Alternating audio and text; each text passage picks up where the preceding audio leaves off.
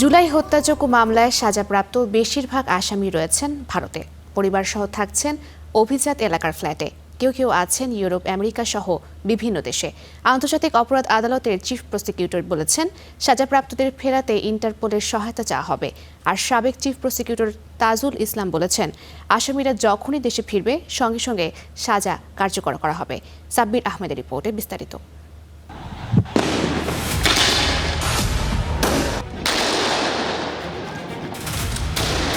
জুলাই গণ অভ্যুত্থান রুখে দিতে গণহত্যা চালায় ফ্যাসিবাদী শেখ হাসিনার প্রশাসন, যাতে প্রাণ হারান হাজারেরও বেশি মানুষ।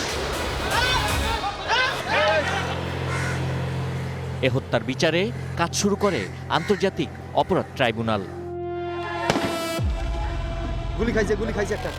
আবু সাইদ, আনাস সহ 6টি হত্যা মামলায় 15 জনকে মৃত্যুদণ্ড দিয়েছেন আন্তর্জাতিক অপরাধ ট্রাইব্যুনাল।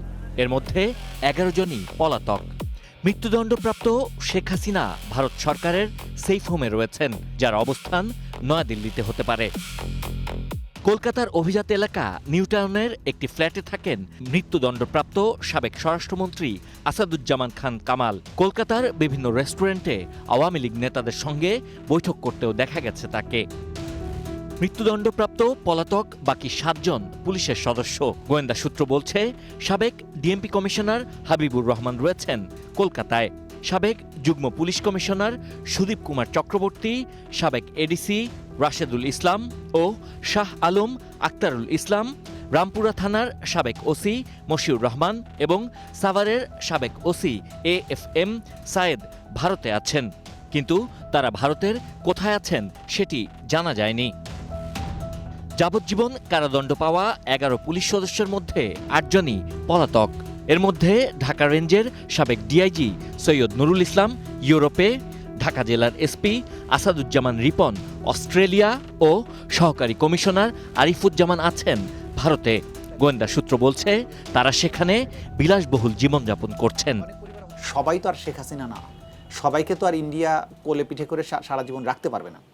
কোনো না কোনো সময় এই আসামিদের ধরা পড়তেই হবে এবং সেদিনই সাজা কার্যকর করা হবে। সরকারের পক্ষ থেকে আমাদের জানা মতে ইন্টারপোলের সাহায্য নেওয়া হয়েছে কোনো আসামিকে গ্রেফতার করা অথবা কোনো আসামি বিদেশে থাকলে তাকে ফিরিয়ে আনার যে কার্যক্রমটা, এটা আমাদের প্রসিকিউশনের কাজ না, এটা আমাদের সরকারের কাজ। বিভিন্ন গণমাধ্যমের খবর, শুধু ভারতেই পালিয়ে আছেন কার্যক্রম নিষিদ্ধ আওয়ামী লীগ ও এর নিষিদ্ধ অঙ্গ সংগঠনের অন্তত 45,000 নেতাকর্মী। এছাড়া ইউরোপ, আমেরিকা, কানাডা, যুক্তরাজ্য সহ বিভিন্ন দেশে বিলাসবহুল জীবন কাটাচ্ছেন সাবেক মন্ত্রী, এমপি, রাজনৈতিক ও ফ্যাসিবাদের দোসর আইনশৃঙ্খলা বাহিনীর সদস্যরা। গোয়েন্দা সূত্র বলছে, নেতৃত্বস্থানীয় পলাতক আসামিদের মধ্যে অনেকেই পুরো পরিবার নিয়ে গেছেন ভারত সহ অন্যান্য দেশে। কেউ কেউ ভারতীয় নাগরিক পরিচয়পত্র তৈরি করেছেন। মাঝে মাঝেই তারা রেস্টুরেন্টে ছোটখাটো জমায়েত করছেন। Sabbir Ahmed, star news, Dhaka.